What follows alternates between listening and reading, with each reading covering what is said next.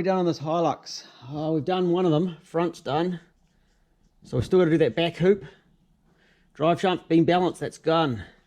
Gearbox mount, done. Engine mounts, done. Steering dampener, done. Brakes, check. Bleed, good. Yes. Diff, yes, yes, yes. Power steer lines, yes. Radiator, still got to do that. Radiator hoses, overflow bottle, done. Inner guards, yes. Fuel lines and filter, yes. Vacuum lines, yes. Airbox, yes. Still got to do AC. Wiring, mostly done. Exhausts. Rebuild stepper, yes. Booster hose, yes. That's actually looking pretty good.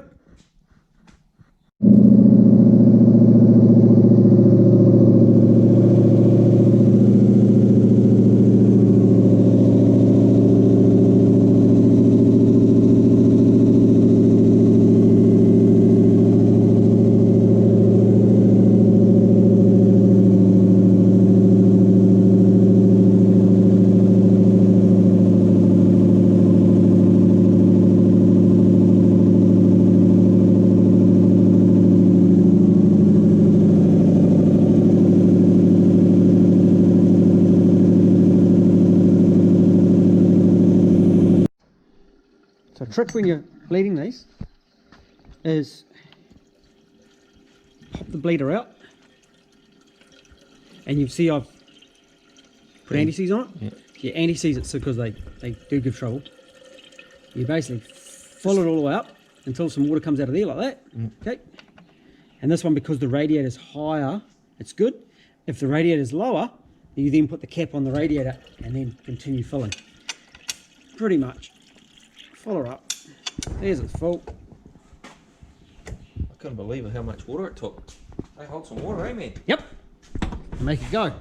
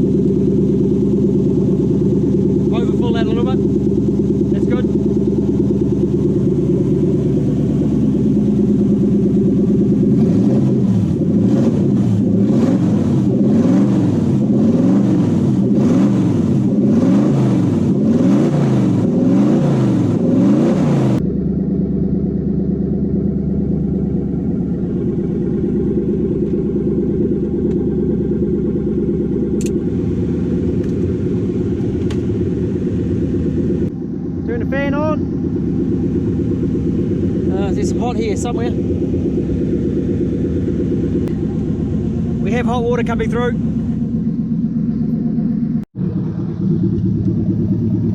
Yeah, okay, so we got, it's a cold day today. 70 degrees there. Yeah. It's reflecting funny. More than 27 degrees because I can't hold my hand, but it's because it's shiny, we're not getting a good 48 there. It's more than what it's showing just because of the, and we're like 20 degrees here. Yeah. So the bottom hose is still at 20. Bypass circuit will actually be hot. 74 degrees, yeah. 75 degrees.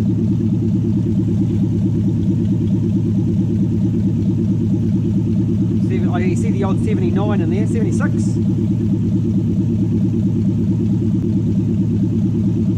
So this top hose is warm. It's just, I can just hold my hand on it, and it's cold today. So that's about the 50, which is showing 54, 55, 50, 55, which is just able to be held on with a hand, my normal hand. This is actually hotter than that, even though it's reading less.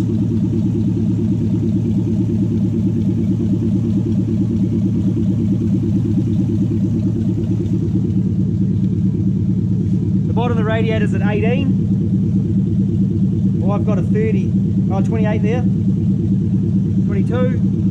There's a bit of moisture on this side. This side's a bit wet. 31.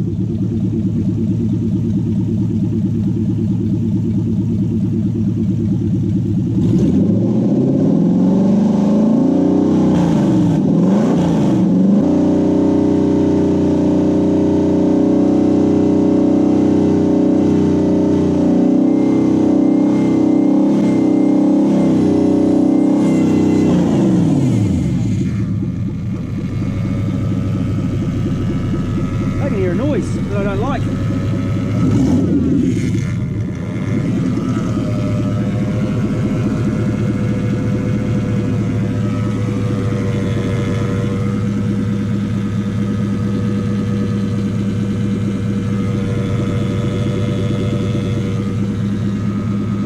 Past there's pumping air.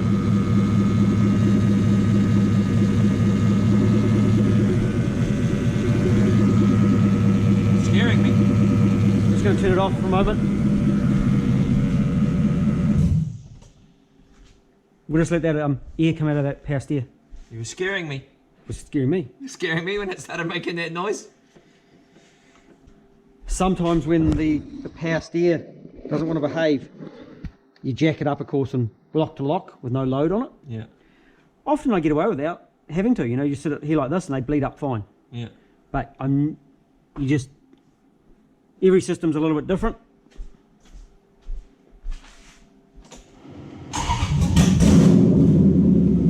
Noise is gone. Past air noise is gone. Just gives it a moment just to catch up.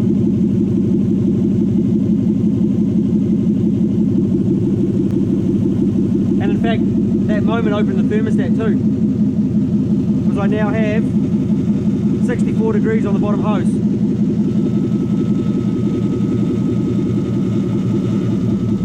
$78 on the thermostat housing, 86 back there, 87 back there.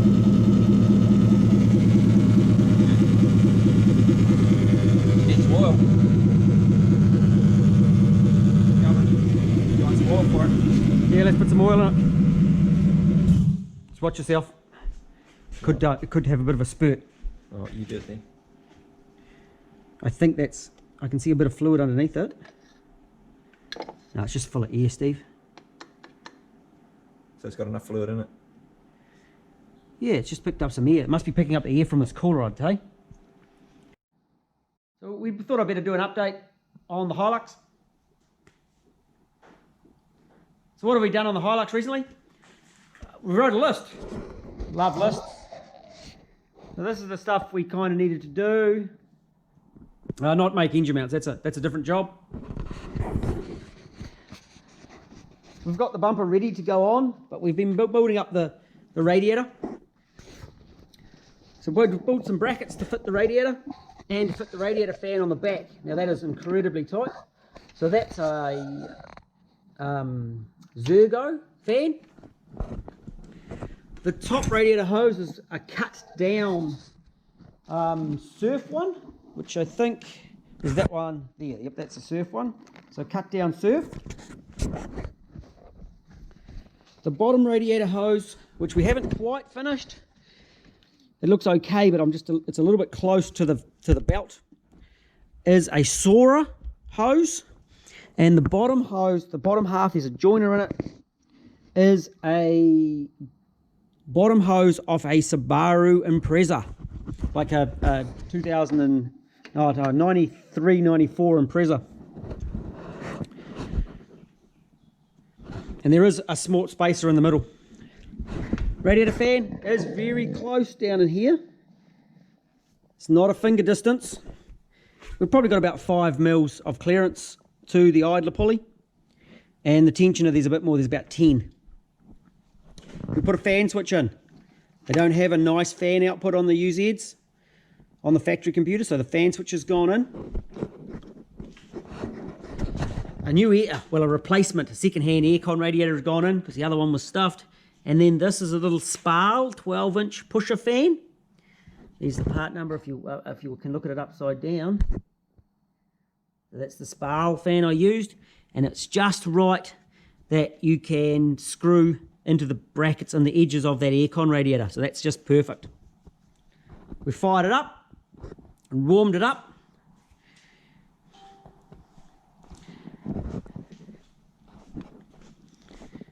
Battery clamp, overflow bottle, all those little bits and pieces that take a little bit of time. I've still got to do the wiring for the fans. That's coming. Inside, it's locked. Inside, somebody removed the seat because the customers supplied new seats. So there's another continuation of the job. That's not really conversion, but we're going to do it anyway. And I can now calibrate that Tacho unit. So I'll work on that later. I'll show you how we do that. And this is on the list as well, sorting that area out. A little bit more wiring to do for the fuel pump. And then the dash can go back in, so I'm looking forward to getting that done. Still no exhaust. With the bumper, because it's had a body lift, that will have brackets made up to move it back up. Little stuff to take time. I've ordered, where are they? The clips for the grill. They've been ordered, and there's no bonnet release cable, so that one's been ordered as well. Oh, actually, to make this fan fit, we did have to space this out. There's a little spacer in the back there. Cooling system's bled up, so it's nice and warm in here. For the first time, it's been warmed up properly, and the idles come down really nicely.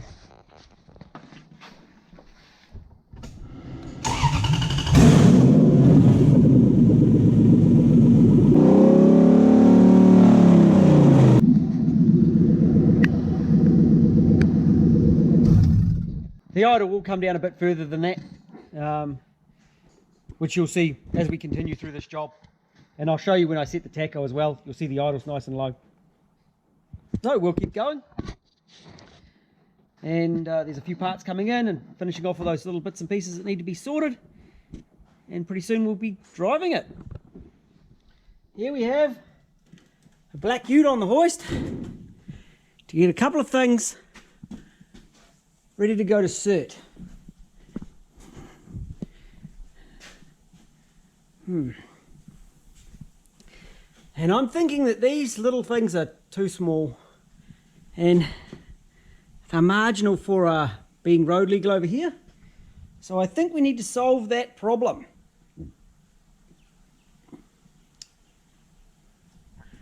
We're also into putting a drive shaft hoop on the back. We need one in here somewhere. We have one for the front.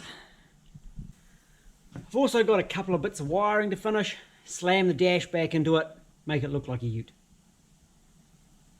Let's get into that. Let's put some wheels on first and see what it looks like.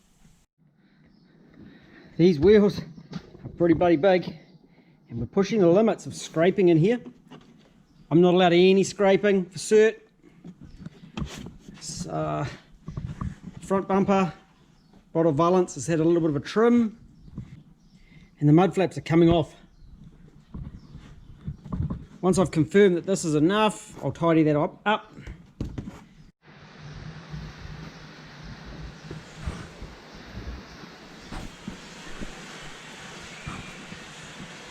There's a bit more cutaway here than I'd really like. However, that's how much I need. Hopefully I'll get time to do a plastic or a rubber insert. But that's a good start. We'll check the wheels back on, check the clearance. No more hole in the floor. That was a few hours worth of work to cover all that up. Make the boot sit nicely. That looks pretty good. Oh, there's still a dash in the back. Oh, there's not a dash in the front. I think I better sort that. I'm a tad vertically challenged, so working on tall trucks, I need a ladder. Now I know this because I've been around for a while and I've never really been that tall. I've always been kind of short. Then why would I put big wheels on a truck before I finished working under the bonnet? I now really need my ladder just to do normal stuff, just about to get into it. Anyway, we are going to calibrate the tacho, because that's kind of important. Let's do that. As you can see, it's quite a lovely night out there. Yeah, kind of dark. Not many stars. There's a star over there, but I don't know if it'll show up. As you can see here, we have the stock dash. And I'm often asked whether we can make the stock dash work. Well, yes we can. So we're going to calibrate the speed. No, we're not. We're going to calibrate this tacho with the scan tool. It says it's doing 525. Bring it up to 1,000. Oh.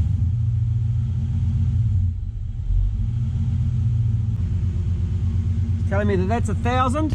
So I get in here, and there's this potentiometer right here.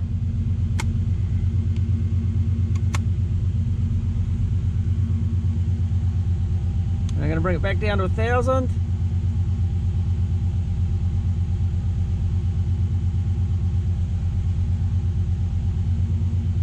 That will bring it to 2,000.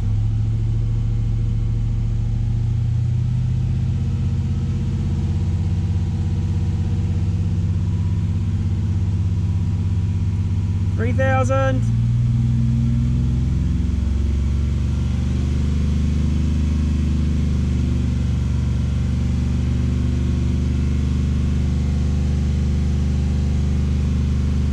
$4,000.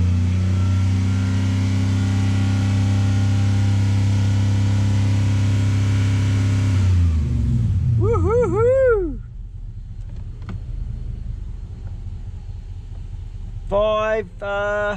525, pretty much. We are good. Another job ticked off the list. When I should have gone home last night, I decided I might look at the air conditioning. And I'd actually already connected the air conditioning wires into the ECU. But the 1UZ ECU talked a different language to the AC controller that's in this Hilux, just to make my life fun. But I found by just disconnecting one of the wires, everything kind of worked. AC would switch on. There's no lines and there's no gas in it yet, but I was trying to get all that sorted so when the lines and gas go in, everything would work. And it does. I'd bridge the switch, the pressure switch in the engine bay, and I'm going to jump an extra wire in the main engine loom harness plug, and that will feed voltage through a signal down to switch the AC fan on. So it's all kind of working for me. I got my part stand lifted well up because this truck's bloody high.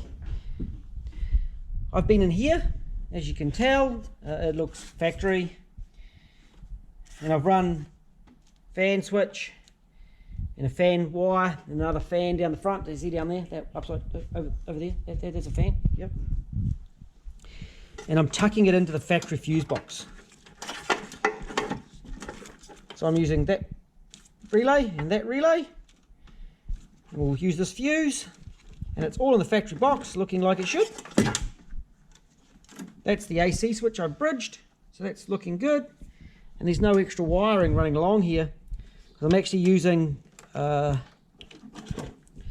stock purge solenoid wiring to bring my signal out from inside the cabin, because it's already in here, so I've just repurposed it. It doesn't go anywhere else. Nice big earth for the fans, going in the factory spot as well. This is actually annoying me. Call me fussy, but there's a bracket down there, a little clip that the wiring loops to go on. That's got to be taken out. Let me get into here, get this wiring sorted, and then we'll do some testing. And then that side of things is all finished, that wiring is all complete, done. I have been in there. Kind of looks standard, which is what I was going for. And a couple of extra relays added. So this one and that one there by my thumb. Now to put it together, and fingers crossed it works.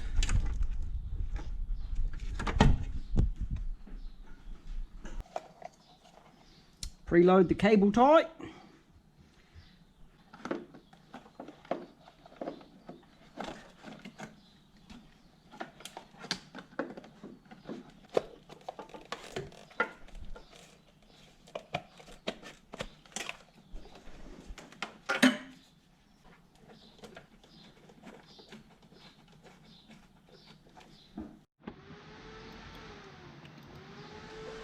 Aircon button on.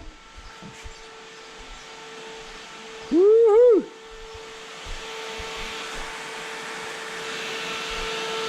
And we have a fan. And it's going the correct way. Woo, yeah. Second fan.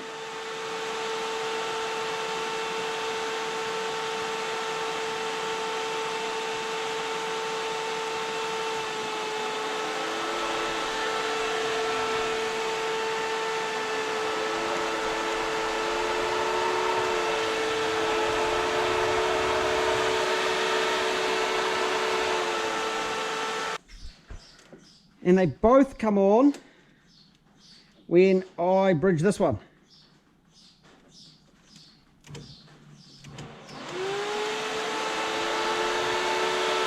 Yeah. But it takes a moment to turn off.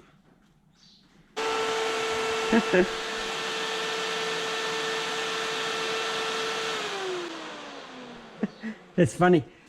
There's actually enough of a signal from the back feed from that fan to switch the relay for this one to run. That's not a problem. That'll work just fine. Righto. Engine bay is done. Let's put a dash into it. Oh, antifreeze. Got to do antifreeze. Flush out the heater core. Put some antifreeze in. Check it out. We have a dash. It's all back in. All screwed up nicely. And right at the moment, I'm just driving down my road. We're going to go out onto the seal and check the speedo. I got my phone GPS on the floor.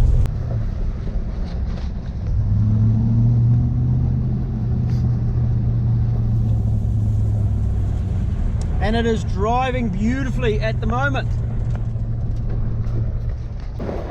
Over here, to make things legal, we have to have our speedo within 5% of the actual speed. And this one was way out.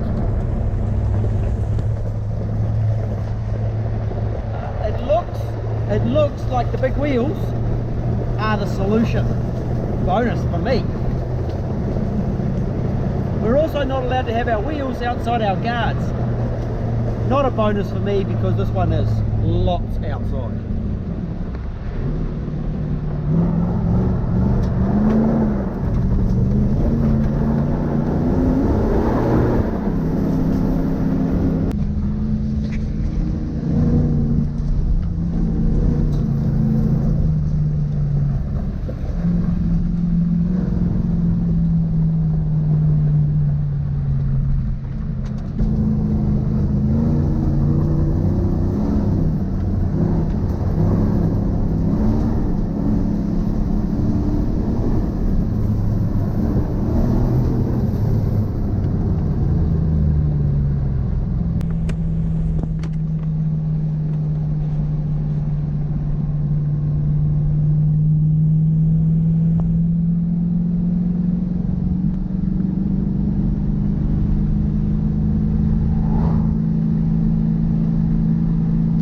Close to me.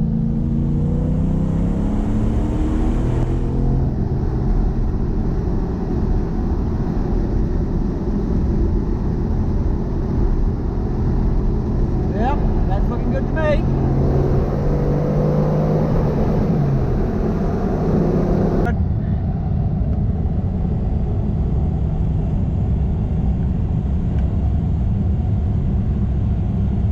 Oh, I don't think we can ask for much better than that, could we?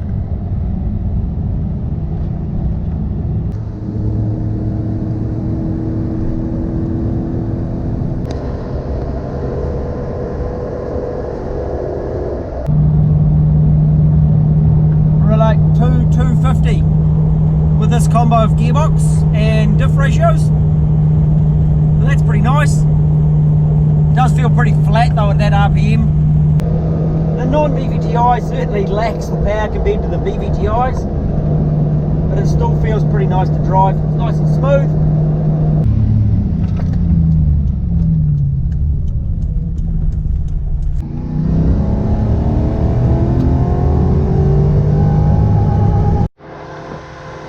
I think our clearance is okay there.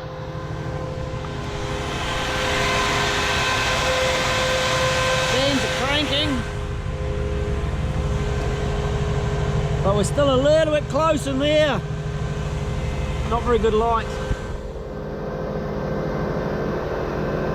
More work required. Yes, we do have some plans here, thank you. Those seats are looking scruffy, so we have some new ones. So my week is going perfectly to plan in every sense of the word. And hopefully you pick up that there's some sarcasm in my voice. Let's go through it. We fit some wheels. Let's see, if I stand straight ahead, the tread can't protrude past the edge of the guard. Yeah. The truck, there's my fist at the back of the guard. Let's look on this side. Here we go. It doesn't go in. So we've got an alignment issue here. Hopefully we can fix this with an alignment, pull it forward, because I've got rubbing on this side and not on the left hand side. Right hand side there's rub. Air conditioning is getting done tomorrow. That's cool. It was meant to be at CERT yesterday. We didn't make it. Seats. Easy. Come look at this. This is awesome.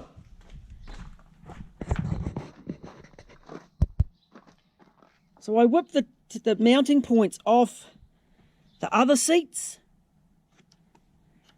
and put them onto these seats.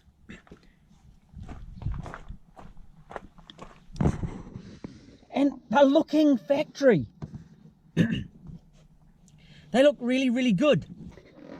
However, these are a stressed seat. Now, what that means is the seat belt is mounted on the seat. This one has the seat belt mounted on it. This one has the seat belt mounted on it. So both this factory seat and the replacement seat have the seat belt. However, because I've modified the seat and it's no longer sitting on the same rails, the seat belt anchorage point has not been crash tested. So I've just mounted illegal seats into this truck.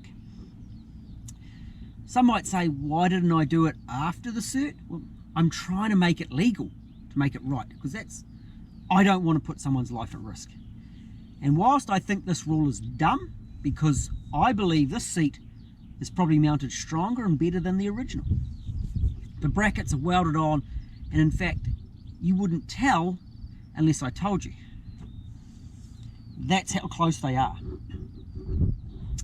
So this means that I have to remount the seat belt anchorage to the floor using the correct plate,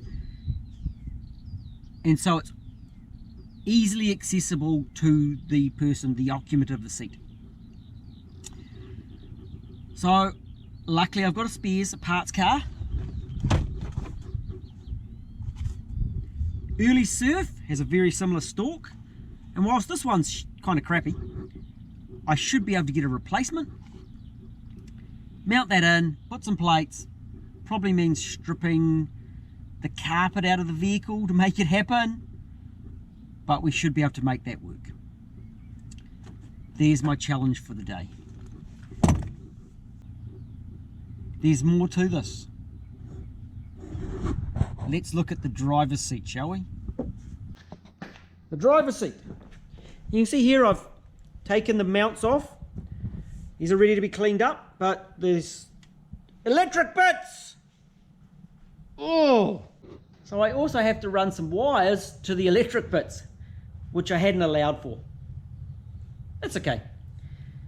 Not really a big concern. I'm going to whip these up. I'm going to get this seat mounted into that truck. I'm going to get it into town for a wheel alignment. Fingers crossed that solves my clearance issues. The wide wheels I can solve with a little bit of rubber around the guard, you know, just a little extension, and that will be fine.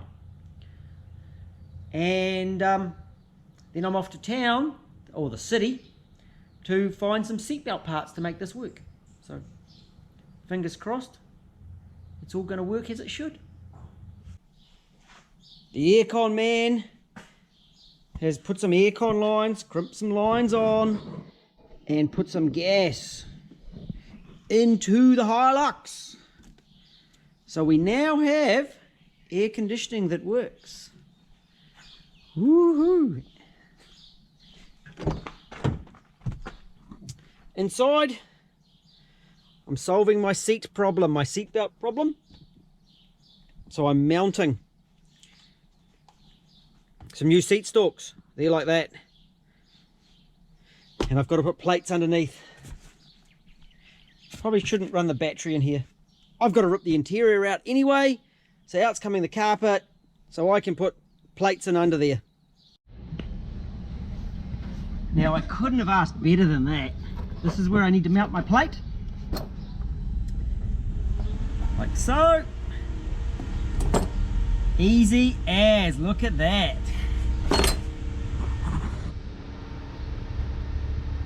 I'm pretty happy about that one. For certain requirements, we have to put a plate through the panel steel. I don't make the rules. It's it. Luckily, this one's going to plan completely.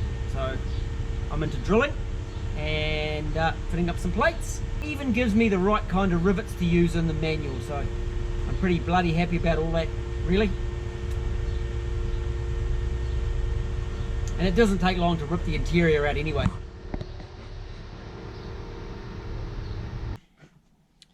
We have seatbelt stalks, and I'm slamming the interior back together. I've wired the plug for the seat, so hopefully we'll bang the seats in. I'll do a drive shaft hoop underneath and we're good to go. It was getting a little bit late and a little bit dark to do an update last night. I thought I'd work till about 9 o'clock. About then it's getting dark over here. It's starting to drop in temperature a little bit into the evening. It was sort of midnight and I decided it's probably time to go home.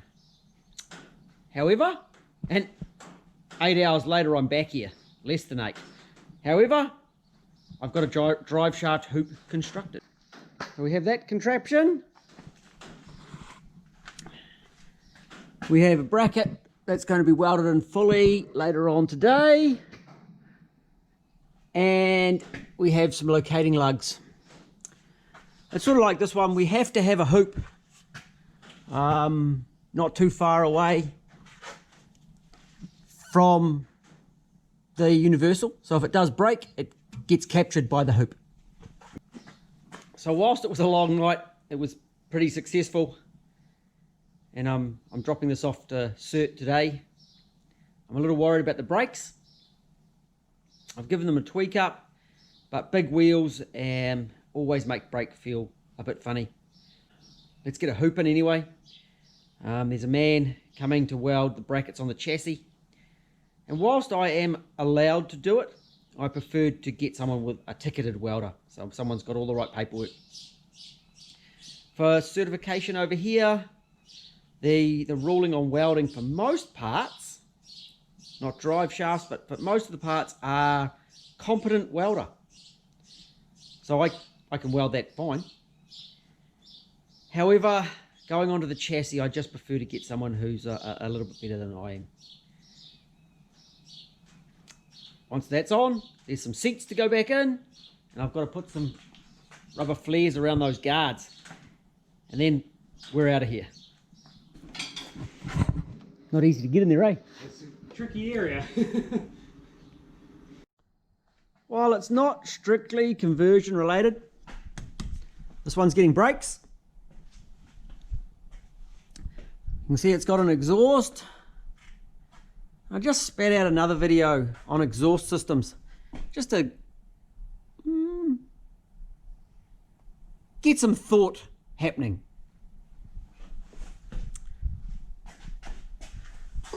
Nudge bar while I was doing the brakes, and new rotors, calipers rebuilt, new pads.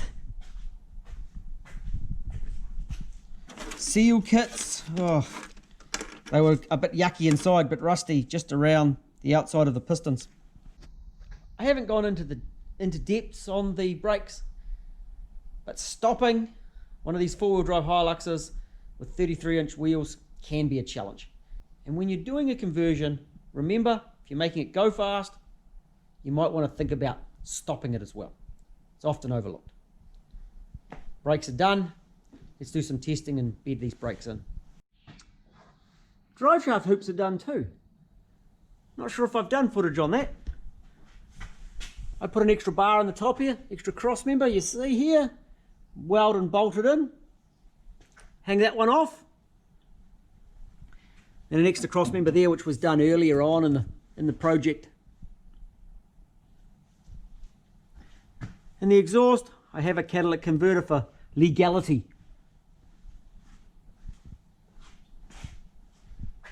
That oil cooler looks pretty cool up in there. And big fuck off wheels. Oh, that was a challenge. It meant these plastic guard extensions, which I'm not a fan of, but that passes cert. So I'm a fan of getting it past cert.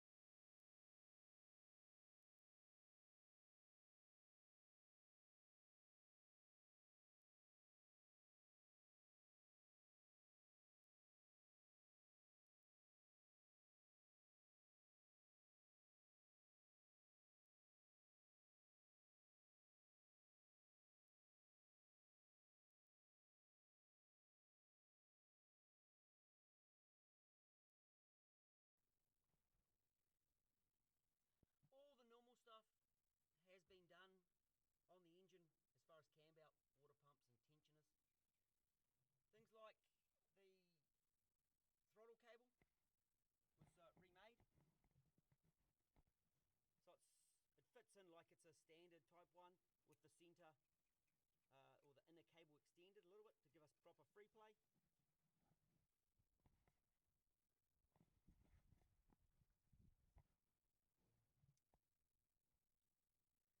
The goal with it was to produce a truck that looked like Toyota made it. And I'm actually really happy with the result on this one. Drives nice. It drives well. It's comfortable inside with the different seats. Air conditioning for this hot weather, which is really nice. Fans come on as they should with air conditioning. All the dash cluster working. It was actually quite interesting because the first drive home, the speedo was out by 10 kilometers per hour. The big wheels actually brought it to bang on correct.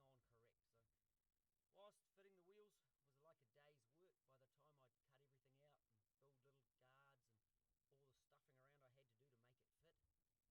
build little guards and all the stuffing around I had to do to make it fit and make it so it would pass cert, it corrected the speedo, so that was pretty cool as well. So I think it's time for us to head back to the workshop, give it a clean again because we've just made it dusty because it's bloody hot here at the moment.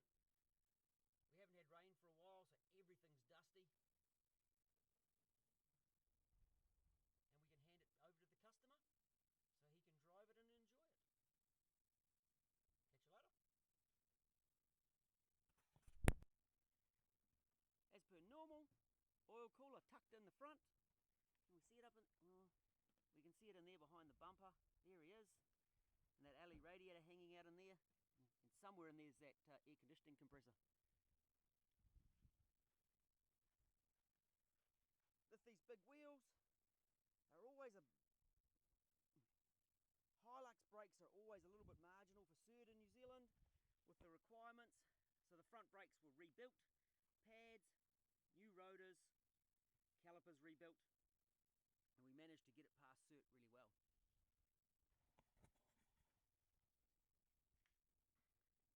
Even still got the catalytic converter in there, extra cross member for that drive shaft hoop, and another drive shaft hoop over there. Right,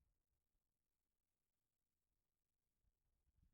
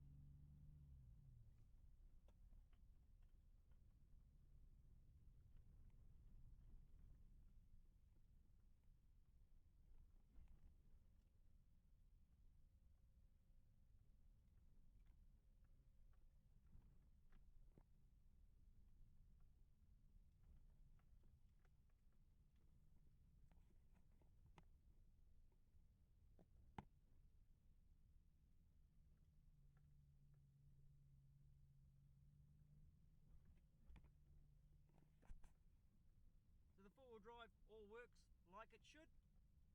Mike just pushes the button for me. Come push the button. Beauty. The four-wheel drive light clips on. And we have four-wheel drive. Not that we really need it when we're putting along a flat track.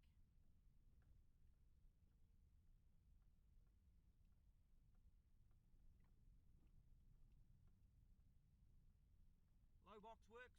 If we pull it back into low, we don't really need it when we're doing this little flat track again.